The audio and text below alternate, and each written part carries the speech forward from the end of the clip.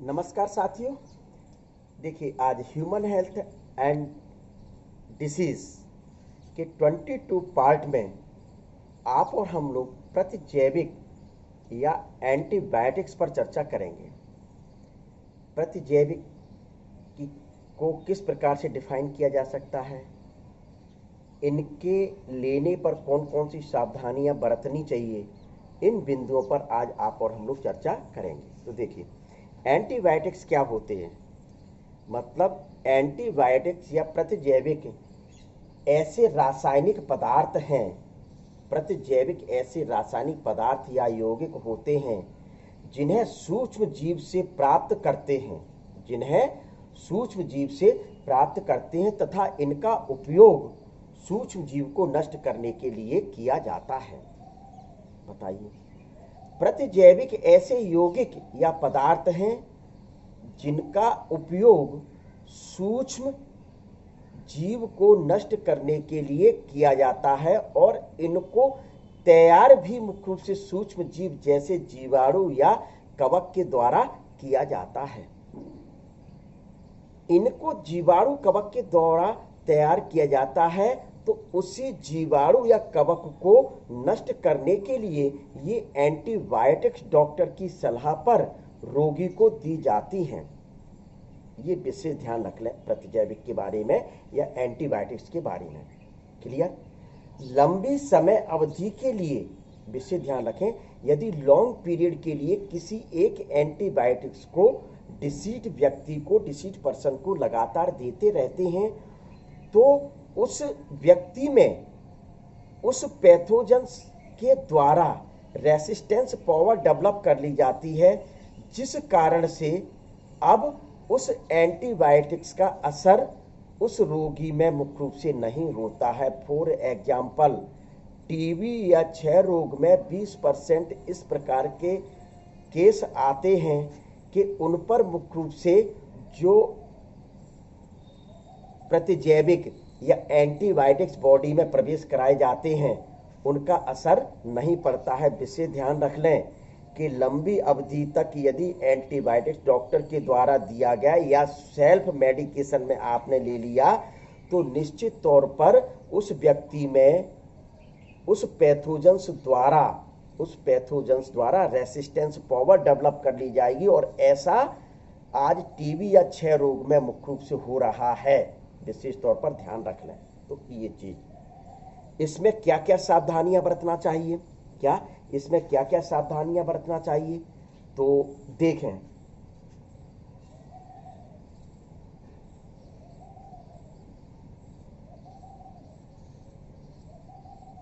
देखिए, तो इनको डॉक्टर की सलाह पर, पहले तो ये विशेष ध्यान रखें, सेल्फ मेडिकेशन ना करें, हमेशा डॉक्टर की सलाह पर ही मुख्य रूप से लेते रहें। क्लियर?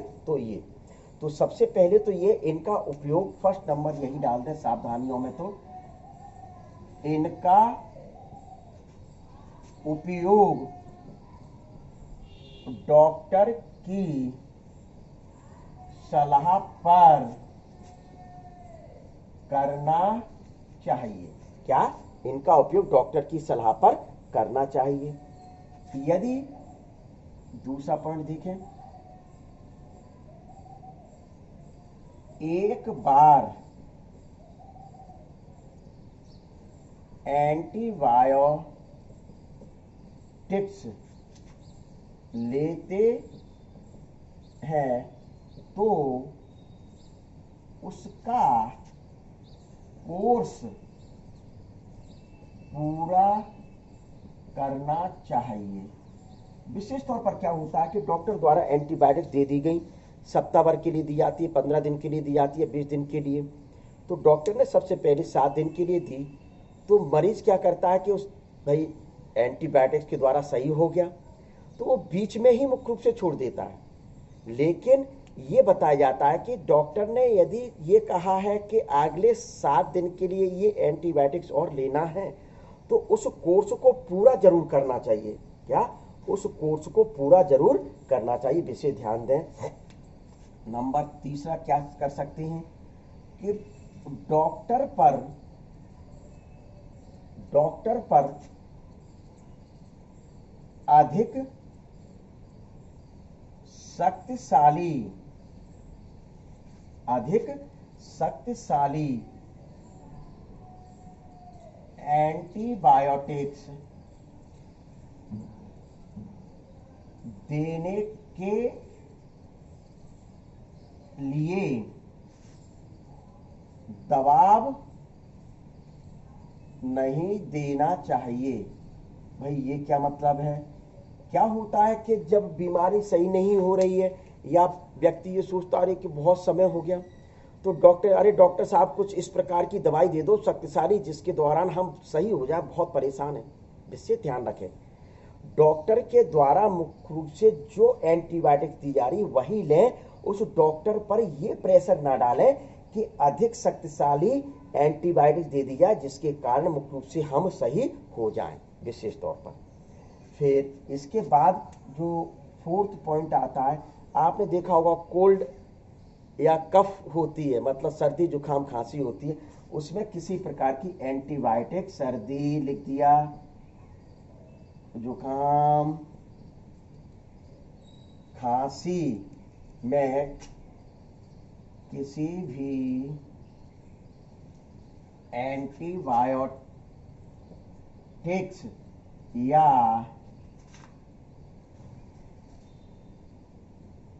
प्रतिजैविक पदार्थ का उपयोग नहीं करना चाहिए। क्या होता है कि सर्दी जुकाम खांसी, आप और हम लोग स्वयं डॉक्टर बन गए, सेल्फ मेडिकेशन किया, मेडिकल पे गए कि भैया कोई एंटीबायोटिक दे दो यार, सर्दी जुकाम खांसी बहुत है। ये कोल्ड जो है वह 2-4 दिन में अपने आप समाप्त हो जाएगा। तो विशेष ध्यान दें कि इस स्थिति में एंटीबायोटिक्स का उपयोग नहीं करना चाहिए, पहली। फिर 5वें नंबर पर एंटीबायोटिक्स का प्रयोग संवर्धन यानी कल्चर के बाद ही करना चाहिए। ये क्या भाई, सबसे पहले डॉक्टर्स को डायग्नोसिस के माध्यम से मुख्य रूप से टेस्ट कराकर कि कौन सा बैक्टीरिया है उसका कल्चर कर लेना चाहिए, संवर्धन करने चाहिए, परीक्षण कर लेना चाहिए। उसके पश्चात ही मुख्य रूप से उससे रिलेटेड एंटीबायोटिक्स देना चाहिए, ये विशेष ध्यान दिया जाए। फिर ये 6वें नंबर पर मुख्य रूप से क्या होता है, यदि कोई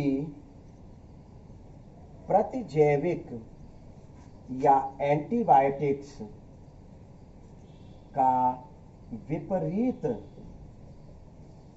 प्रभाव बॉडी पर दिखाई दे रहा है तो उसे तुरंत बंद कर देना चाहिए। ये मुख्य रूप से आपके क्या, यानी कि मतलब आपने एंटीबायोटिक्स खाई और एंटीबायोटिक्स खाने पर यदि कोई बुरा प्रभाव अपने शरीर पर दिखाई दिया तो ये नहीं कि डॉक्टर ने 4 दिन बाद बुलाया, उसको आप बंद करें और डॉक्टर के पास जाए कि सर मेरी बॉडी पर ये इसका इफेक्ट पड़ा। तो डॉक्टर मुख्य रूप से क्या करेगा कि फिर मुख्य रूप से परीक्षण करके टेस्ट करके उसको चेंज कर दूसरी एंटीबायोटिक्स मुख्य रूप से दे देगा। तो ये मुख्य रूप से विशेष तौर पर आपको करना चाहिए। यदि लंबे समय तक एंटीबायोटिक्स खा रहा है कोई व्यक्ति तो लंबे समय तक एंटीबायोटिक्स नहीं खाते रहना चाहिए, उसके स्थान पर कोई दूसरी एंटीबायोटिक्स प्रयोग कर लेना चाहिए। तो विशेष ध्यान, ये 7वें नंबर का पॉइंट, किसी एक एंटीबायोटिक्स को बहुत अत्यधिक लंबे समय तक नहीं लेना चाहिए, उसके स्थान पर मुख्य रूप से दूसरी एंटीबायोटिक्स प्रयोग डॉक्टर की सलाह पर करते रहना चाहिए। तो इतनी सावधानियां मुख्य रूप से आपको एंटीबायोटिक्स के यूज करने पर बरतनी पड़ेंगी, ठीक है। अब एंटीबायोटिक्स का विपरीत प्रभाव क्या होता है, अभी मैंने कहा था ना, इसमें देखिए कहीं लिखा है विपरीत प्रभाव।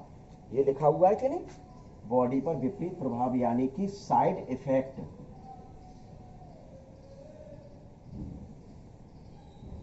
साइड इफेक्ट, तो साइड इफेक्ट मुख्य रूप से कौन कौन से हो सकते हैं, जैसे दस्त का लगना, किसी एंटीबायोटिक्स को लिया, उससे पहले दस्त नहीं लग रहे थे, आप डॉक्टर के पास गए और डॉक्टर ने एंटीबायोटिक्स थी, जैसी एंटीबायोटिक्स की आपने फर्स्ट सेकंड डोज लिया तो दस्त लगने लगे, या उल्टी आने लगी, या चक्कर आने लगे, या बॉडी में किसी प्लेस पर या पूरी बॉडी पर मुख्य रूप से दाने दाने बन जाए, स्पॉट बन जाए, या खुजली होने लगे, तो तुरंत उस एंटीबायोटिक्स को बंद कर दें। क्यों? क्योंकि यानी कि वह एंटीबायोटिक्स अपनी बॉडी पर साइड इफेक्ट डाल रहा है, विपरीत प्रभाव डाल रहा है, पार्श्व प्रभाव मुख्य रूप से डाल रहा है। तो ये मुख्य रूप से निश्चित तौर पर करना चाहिए। आप एक डॉक्टर को छोड़कर दूसरे डॉक्टर पर जा रहे हैं तो आपको ये जरूर उसे बता देना चाहिए कि सर ये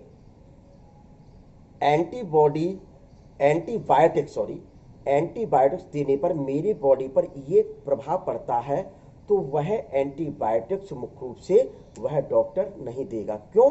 क्या होता है कि कभी कभार ऐसा नहीं कि डॉक्टर के द्वारा सिर्फ एंटीबायोटिक्स ही दी जा रही, उस एंटीबायोटिक्स के साथ कोई अन्य मेडिसिन भी दी जा रही, अन्य ड्रग भी दी जा रही है। तो उस स्थिति में क्या होता है कि वो एंटीबायोटिक्स उस ड्रग से रिएक्ट होकर हो सकता है कोई साइड इफेक्ट डाल रहा हो, तो आप उसको मुख्य रूप से वह मेडिसिन की ड्रग भी बता दें कि सर मेरे द्वारा पूर्व में उस डॉक्टर के माध्यम से ये एंटीबायोटिक्स और ये ड्रग्स दी गई थी जिसके कारण से मुझे साइड इफेक्ट हुआ, तो डॉक्टर ने मुख्य रूप से ये कहा कि कहीं भी आप दिखाएं तो उसको ये चीज जरूर बता दें कि ऐसा ऐसा। यदि आप और हम लोग ये सावधानियां बरतते हैं तो निश्चित तौर पर एंटीबायोटिक्स का यूज आप और हम लोगों के लिए 100% सफल रहेगा। तो ये आपका क्या है 22 पार्ट में एंटीबायोटिक्स क्या है, एंटीबायोटिक्स। अब जो 23 नंबर का जो पार्ट आएगा ह्यूमन हेल्थ एंड डिसीज में, तो उसमें आप और हम लोग स्टीरॉइड्स के ऊपर चर्चा करेंगे। किसके ऊपर चर्चा करेंगे? स्टीरॉइड्स के ऊपर चर्चा करेंगे।